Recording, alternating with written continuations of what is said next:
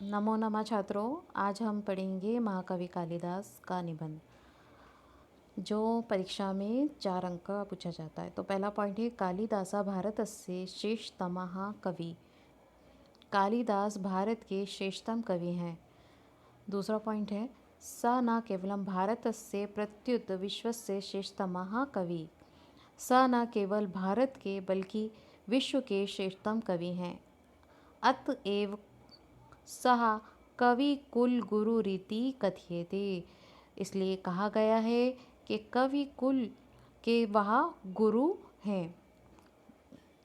तेन विरचिता सप्त ग्रंथा अतीव प्रसिद्ध। उनके द्वारा रचित सप्त ग्रंथ बहुत प्रसिद्ध हैं। पांचवा पॉइंट है तेषु द्वे महाकाव्ये रघुवंशम कुमार संभव च द्वे खंडकाव्ये ऋतुसंहारम मेघदूतम च वर्तते।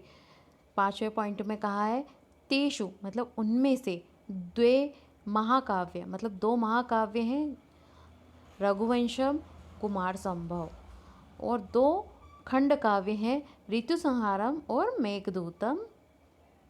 ठीक है, अब हम छठा पॉइंट पढ़ेंगे। उन्होंने 3 नाटक भी लिखे हैं जो इसमें बताया छठे पॉइंट में। 3 नाटकानि मालविका अग्निमित्रम विक्रमो और वर्ष्यम अभिज्ञान शाकुंतलम। उनके 3 नाटक हैं मालविका अग्निमित्रम, विक्रमो और वर्ष्यम और अभिज्ञान शाकुंतलम। 7वां पॉइंट है कालिदासस्य प्रकृति चित्रणम अतीव रम्यम अस्ति। कालिदास का प्रकृति चित्रण बहुत ही सुंदर है। 8वां पॉइंट है चरित्र चित्रणे कालिदासा अतीव पटु अस्ति। तो चरित्र चित्रण करने में कालिदास बहुत चतुर हैं। अतीव मतलब होता है बहुत, पटु मतलब चतुर। तो आप समझ ही गए होंगे। तो इसका पॉइंट का अर्थ हम पढ़ेंगे कालिदासा। अब ये ना जो इतना बड़ा शब्द है और उसमें डरने की ज़रूरत नहीं है, ये इसको मैं एक्सप्लेन करके बताती हूँ। कालिदासा महाराज विक्रमादित्यस्य सभा कवि आसीत्। तो कालिदासा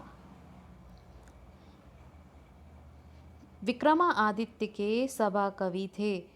10वां पॉइंट है अनुमीयते यत्यस्य जन्मभूमि उज्जैनी आसीत्। ऐसा माना जाता है कि उनकी जन्मभूमि उज्जैन थी।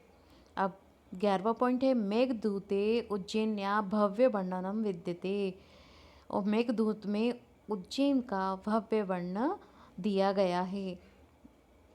अब 12वां पॉइंट है कालिदासस्य कृतिषु कृत्रिमतायाः अभावः अस्ति। कालिदास की कृतियों में कृत्रिमता का अभाव है।